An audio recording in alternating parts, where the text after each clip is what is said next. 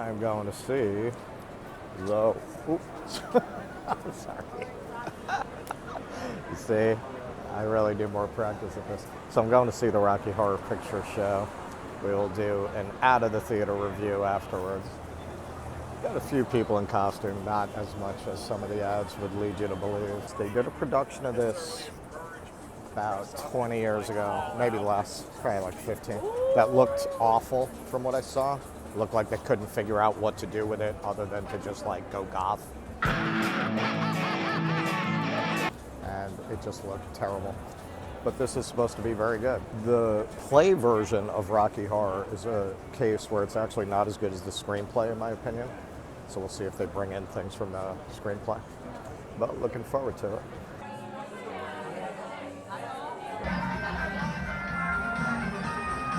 I will usually get like a magnet. That's all I want. But I might give up. This is nuts.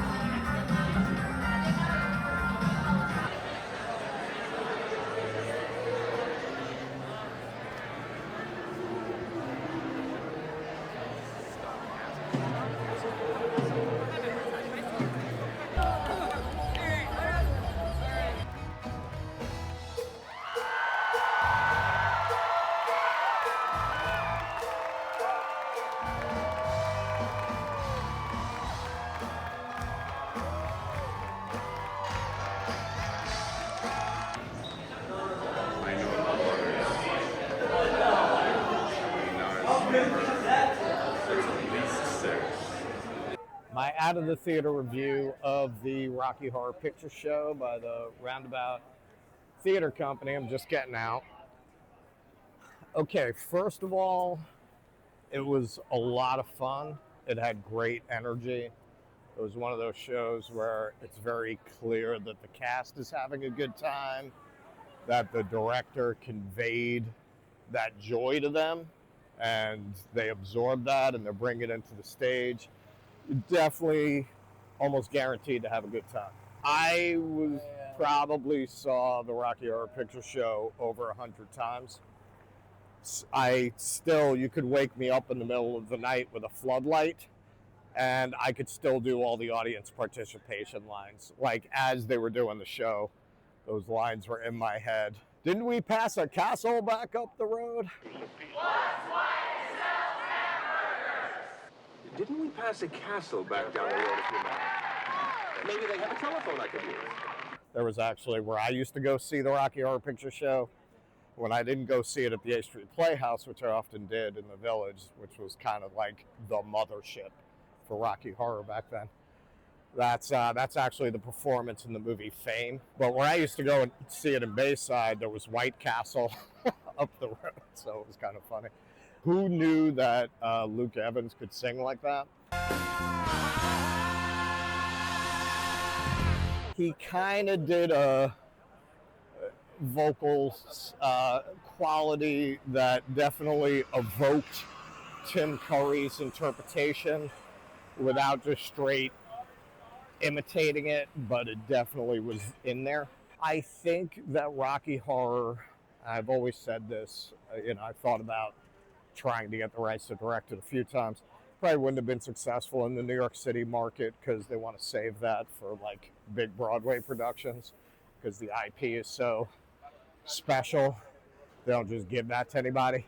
If you're in smaller markets, like if you're in a small town, you could get rights to do Rocky Horror. I was always afraid to do it because it's like trying to do Casablanca, right? Like everyone's going to look at, well, that's not Humphrey Bogart. It's a very hard show to not just do what they call directing by videotape, meaning you just recreate the film, which is hacky, or you make changes to make them that are not necessarily grounded in the demands of the piece. Rocky Horror Picture Show, very much like Casablanca, it's perfect for what it is. You're not going to ever cast that better. then it was cast. You're never going to interpret it better than it was interpreted. Little Nell, Patricia Quinn, Charles Gray, Barry Bostwick, and Susan Sarandon, although they were not from the actual London show and Broadway show. The other ones were. The Brits were all like with the show from the London production that created those roles. So they cast a woman as Riff Raff. Okay. I didn't feel like that was bad, but it was a great example of how you get put in a position if you try to direct something where most of the people coming to see it are going to have this image in their mind of this iconic film that a lot of them have probably seen dozens of times. And you feel like, well, I don't just want to do that. I'm not a hack. So you change things, but it's not better because that was perfect. Richard O'Brien as this kind of desiccated, mysterious, vaguely menacing servant, it's perfect. You're not going to top it. So you had a woman who was kind of doing this voice as Riff Raff. But listen closely, not for very much longer. It was fine. Like, it wasn't like annoying, but it wasn't good. Magenta disappeared into the scenery. Hardly noticed Magenta was there. The woman playing Columbia, they got somebody.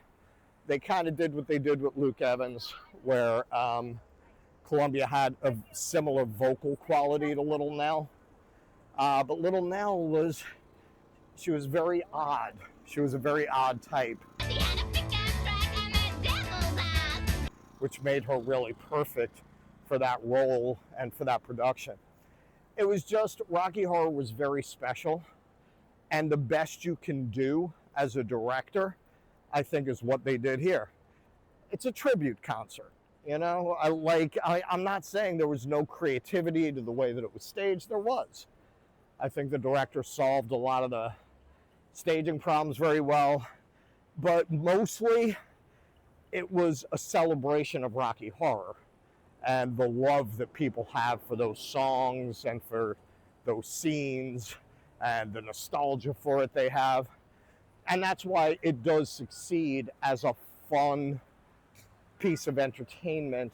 Now, on another level, Rocky Horror is, yeah, it's a cult film and it's respected on that level. Beyond that, it is a very interesting work of art.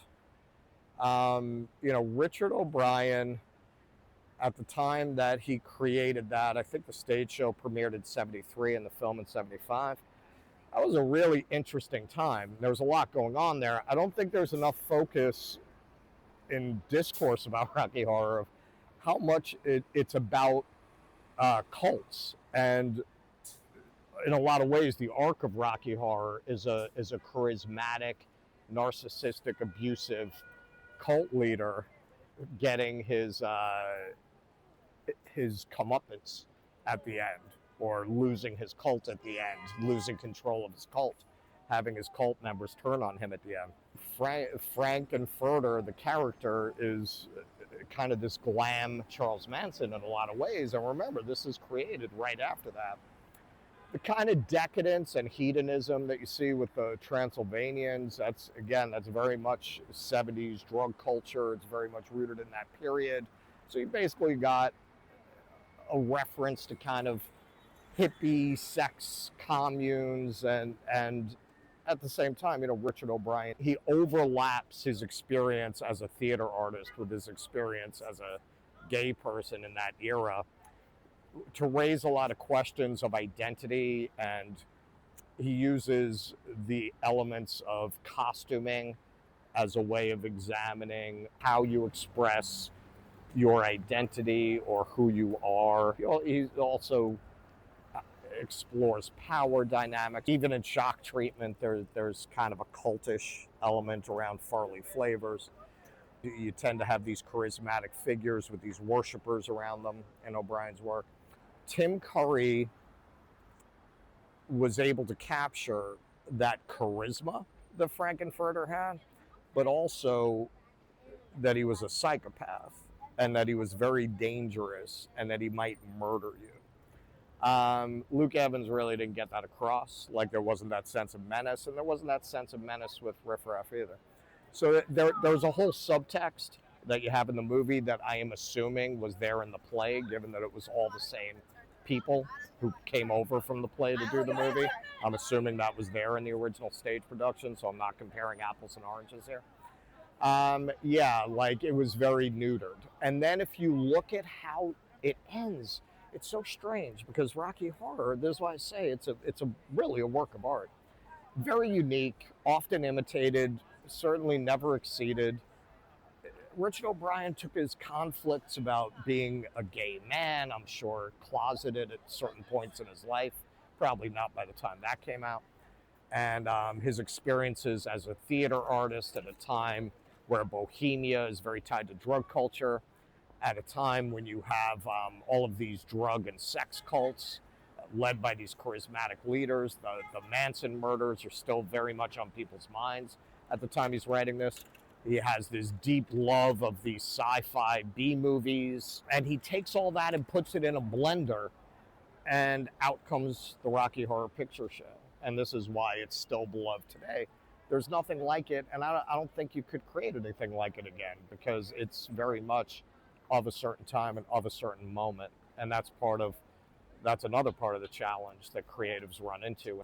It's very hard to bring over everything that was really current about it when it was made, and a lot of those things were what were special about Rocky Horror. And then that ending, you have this kind of campy musical that really has an underlying tone of sadness and tragedy about it. Like, the end is very tragic, very mournful. The song Superheroes, and that mournful reprise of science fiction double feature. Frank has built and lost his creature. Darkness has conquered Brad and Janet.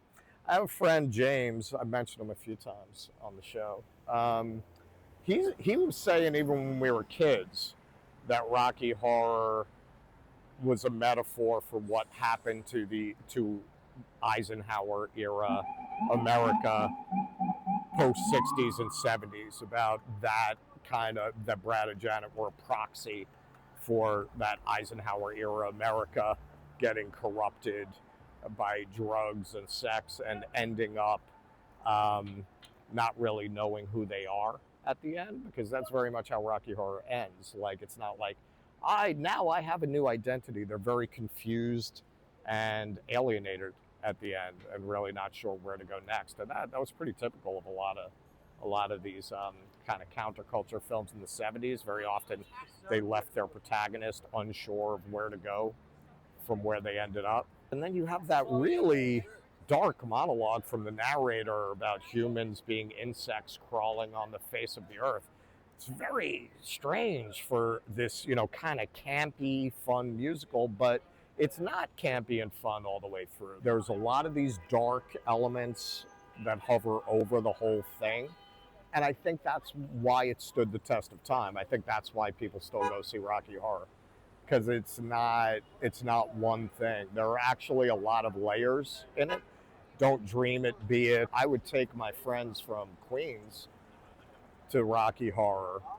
And, you had David Bowie was popular. The rock stars that were popular, like Robert Plant, were very androgynous. Roger Daltrey. It's funny, like, people think that it's just now we started having a conversation about gender bending and sexuality. But no, man, I was able to take my tough guy, heavy metal friends from Queens to go see Rocky Horror. Like, Rocky Horror was cool, and it wasn't that outside the mainstream discourse as you might think, given that so many of your rock stars of that era were openly gay or bi, or certainly coded that way at the very least. Watching it, it definitely reminded me, especially seeing it now at this age, when I saw it mostly as a teenager. There's a lot going on there, man. There's a lot going on, and that's why people will still pack a theater to see it, man, because there's more to Rocky Horror than meets the eye. It's more than just a campy musical with a transvestite lead. There's a lot there. So I would highly recommend it. Definitely enjoyed it. Most fun I've had at a show in quite a while. A lot of fun. Frank has built it.